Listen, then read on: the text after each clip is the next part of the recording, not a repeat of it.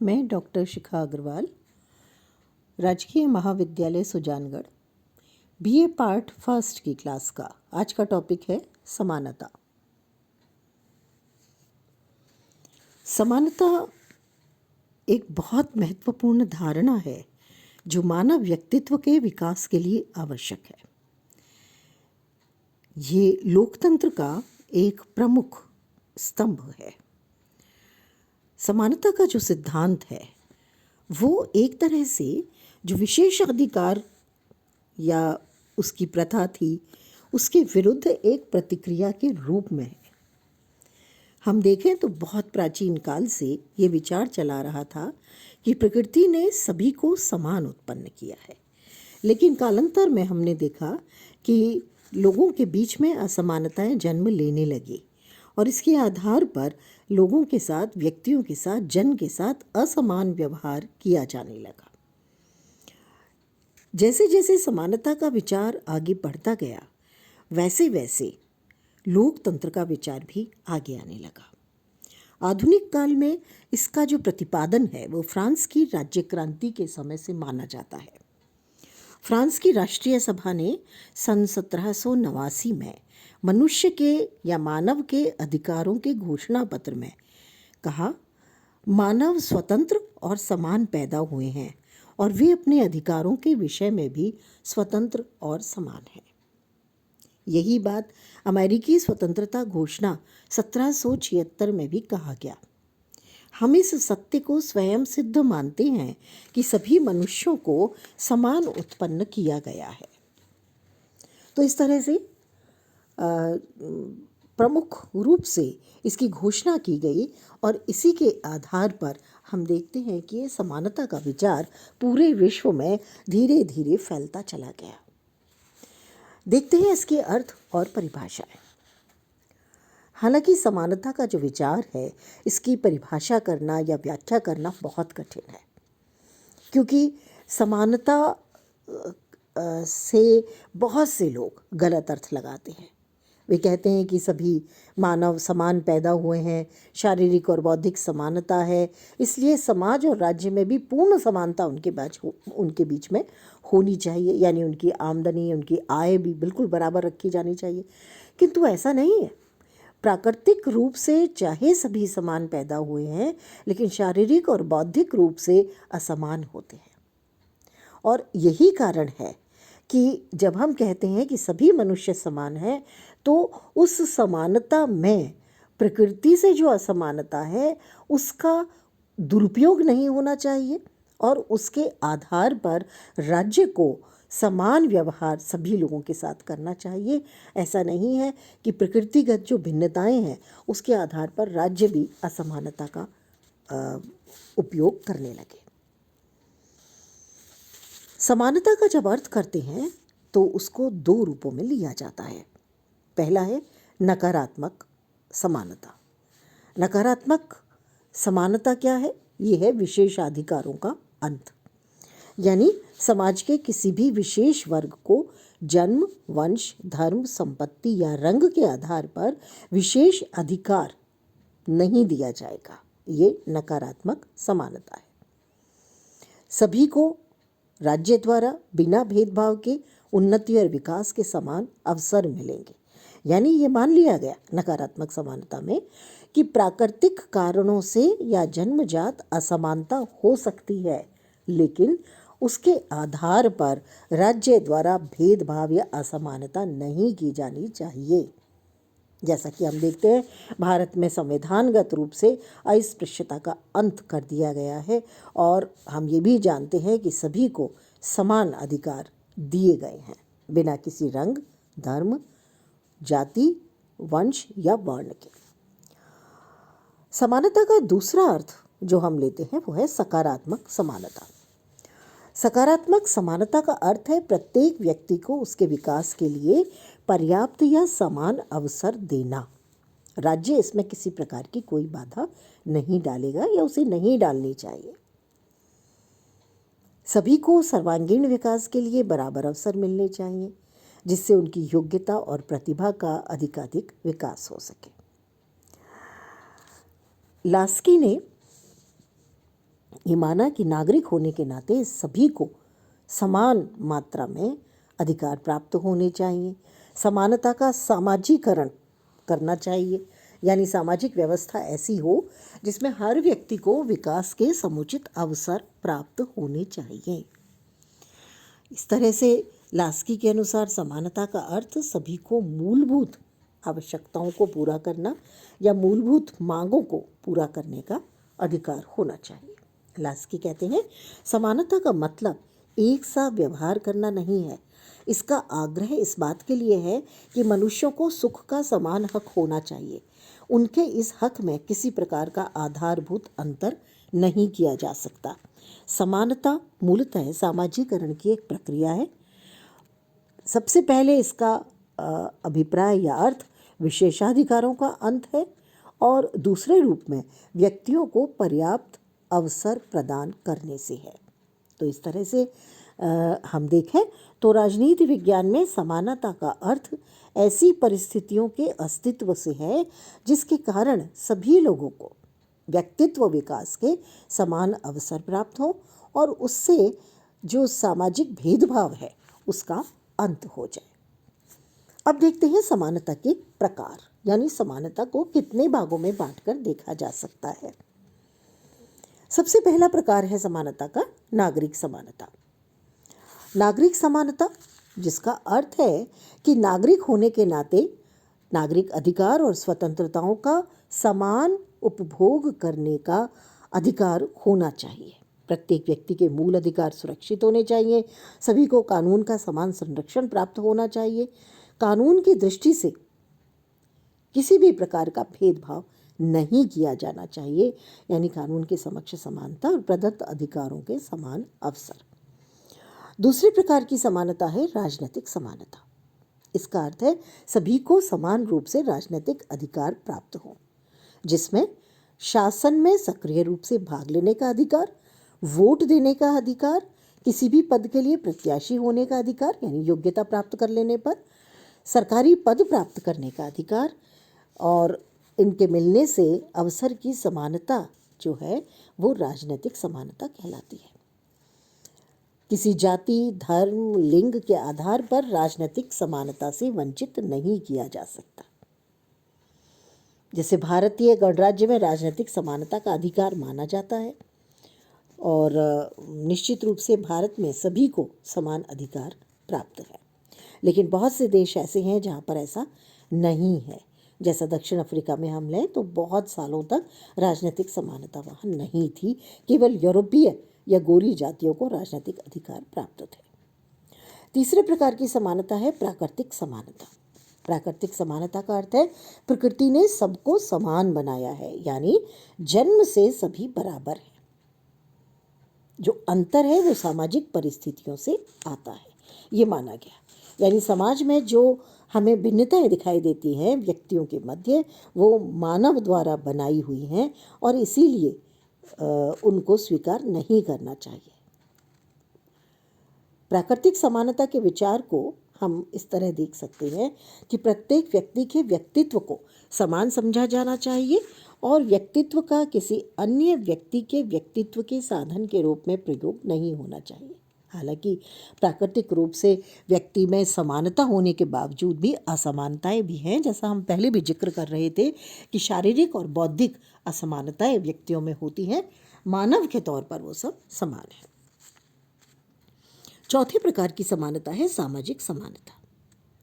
सामाजिक समानता मानवकृत है। मानव द्वारा समानता या समानता बनाई जाती है। सामाजिक रूप से वंश, जाति, संप्रदाय, लिंग के आधार पर किसी भी प्रकार का भेदभाव या ऊंच नीच नहीं होनी चाहिए। हमारे यहाँ यदि जाति प्रथा है, धर्म है, तो हम बहुत से ऐसे देश हैं जहाँ हम देखते हैं कुलीन वंश के लोग और साधारण प्रजाजन, यानी वहाँ क्लास होती है, वहाँ भी वर्ग होते हैं।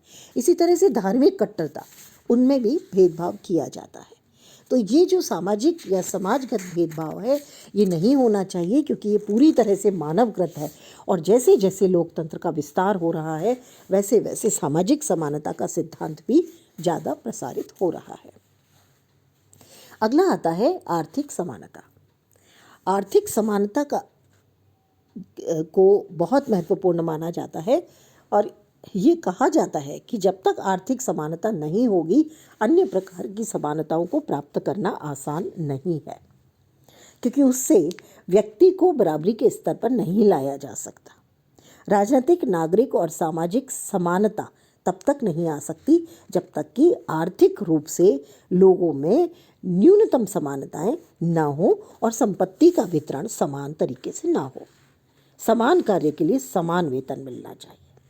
हालांकि ये अर्थ नहीं है इस बात का कि हर व्यक्ति को बराबर वेतन दे दिया जाए या हर व्यक्ति के मध्य पूर्ण आर्थिक समानता स्थापित कर दी जाए, लेकिन इसका अर्थ ये है कि देश की कुल पूंजी नागरिकों में इस प्रकार से वितरित हो कि एक वर्ग बहुत ज़्यादा अमीर और दूसरा वर्ग बहुत ज़्यादा गरीब ना हो जाए, क्योंकि उससे सामाजिक समानताएं भी खत्म होती हैं और राजनीतिक समानता भी खत्म होती है।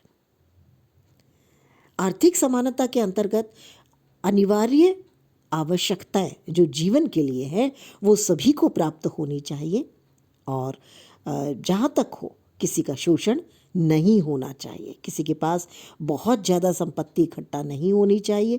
हालांकि आर्थिक समानता का जो सिद्धांत है ये मार्क्सवाद या समाजवाद के माध्यम से ज़्यादा स्थापित किया गया और आर्थिक समानता से इसीलिए जो तात्पर्य है, जो अर्थ है, वो है पूंजीवाद का अंत और समाजवाद की स्थापना, जिससे समाज के हाथ में पैसा हो और सभी को जहाँ तक हो समानता का व्यवहार मिले।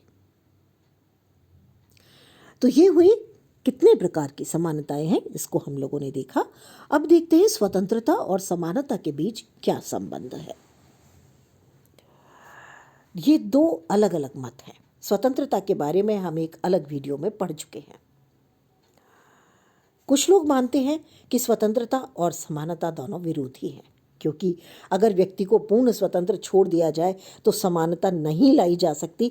जैसे आर्थिक रूप से अगर स्वतंत्रता दे दी जाए व्यक्ति को तो जो समानता का सिद्धांत है, आर्थिक समानता पूरी तरह से खत्म हो जाएगी और वो खत्म होने के साथ ही राजनीतिक और सामाजिक समानताएं भी समाप्त हो जाएगी। वहीं पर दूसरा मत मानता है कि ये एक दूसरे के पूरक हैं। सबसे पहले देखेंगे स्वतंत्रता और समानता को एक दूसरे का विरोधी मानने वालों के विचार। इसके प्रमुख विचारक हैं Lord Acton, de Tocqueville, Croce और मैकाइवर। जैसा कि लॉर्ड एक्टन कहते हैं, समानता की उत्कृष्ट अभिलाषा के कारण स्वतंत्रता की आशा व्यर्थ हो गई। डी टॉकविले का कहना है, समानता और स्वतंत्रता न केवल भिन्न मार्ग हैं अपितु परस्पर विरोधी है। लॉर्ड एक्टन ने का मानना था कि स्वतंत्रता समानता के विरोधी है, क्योंकि कुछ व्यक्तियों में मानसिक शक्ति अधिक और कुछ में कम होती है। यदि काम करने की स्वतंत्रता हो तो बुद्धिमान व्यक्ति अवसरों का लाभ उठा सकेंगे और साधारण व्यक्तियों की अपेक्षा अधिक उन्नति कर लेंगे। अगर हम मोटे तौर पर देखें तो प्राकृतिक रूप से व्यक्तियों में असमानता है। यह असमानता शारीरिक भी है और ये असमानता बौद्धिक भी है। प्राकृतिक असमानता को लिए वे सब अपना विकास करते हैं। अपनी योग्यता और क्षमता के अनुसार लोग आगे बढ़ते हैं और कोई पीछे रह जाता है। इससे कोई अमीर बन जाता है, कोई गरीब बन जाता है और इससे समाज में असमानता पनपती है। यदि मनुष्यों को अपनी योग्यता के अनुसार विकास करने की छूट या स्वतंत्रता दे दी जाएगी तो समानता प्राप्त नहीं हो सकती। यानी समाज में असमानता आ जाएगी। असमानता आने से जो समानता का विचार है वो खत्म होगा। इसलिए इन विचारकों का मानना है कि स्वतंत्रता और समानता स्वाभाविक रूप से परस्पर विरोधी है। दूसरा विचार कहता है कि स्वतंत्रता और समानता एक दूसरे की पूरक है। इनमें प्रमुख विचारक हैं रूसो, टोनी आदि। टोनी कहते हैं समानता की एक प्रचुर मात्रा स्वतंत्रता की विरोधी नहीं है बल्कि उसके लिए आवश्यक है। तो वहीं रूसो कहते हैं स्वतंत्रता संग्राम के बिना नहीं रह सकती। पोलार्ड का मानना है स्वतंत्रता की समस्या का केवल एक हल है और वह हल है समानता। एक तरह से समानता को अगर हम हटा दें तो स्वतंत्रता पूरी तरह से निरंकुश हो जाएगी, स्वच्छंद हो जाएगी, और स्वतंत्रता के अभाव में समानता एक शुष्क एकता के अतिरिक्त कुछ नहीं रहेगी। दोनों का एक ही लक्ष्य है और वो है मानव के व्यक्तित्व का विकास करना। केवल स्वतंत्रता से या केवल समानता से विकास नहीं हो सकता, बल्कि दोनों का प्रभावपूर्ण प्रयोग करने से ही मानव को समानता भी प्राप्त होती है और स्वतंत्रता भी प्राप्त होती है। स्वतंत्रता तभी स्थायी रूप से रह सकती है जब समानता हो, परंतु स्वतंत्रता समानता से उच्च है ऐसा माना जा सकता है। व्यक्तित्व के विकास के लिए समानता और स्वतंत्रता दोनों का होना आवश्यक है। इनके बीच का जो संबंध है उसको इस तरह से बताया जा सकता है, राजनीतिक समानता के बिना स्वतंत्रता बेकार है। यदि नागरिक समानता नहीं होगी तो जो व्यक्ति नागरिक अयोग्यताओं से पीड़ित है उन्हें स्वतंत्रता प्राप्त नहीं हो सकती। यदि सामाजिक समानता नहीं होगी तो स्वतंत्रता कुछ थोड़े से लोगों के हाथ में बन के रह जाएगी। और एक और बात कहते हैं वो है आर्थिक समानता के बिना पूंजीपतियों के हाथों में संपत्ति का केंद्रीयकरण हो जाएगा और इससे समाज में शोषण और आर्थिक असमानता जन्म लेगी।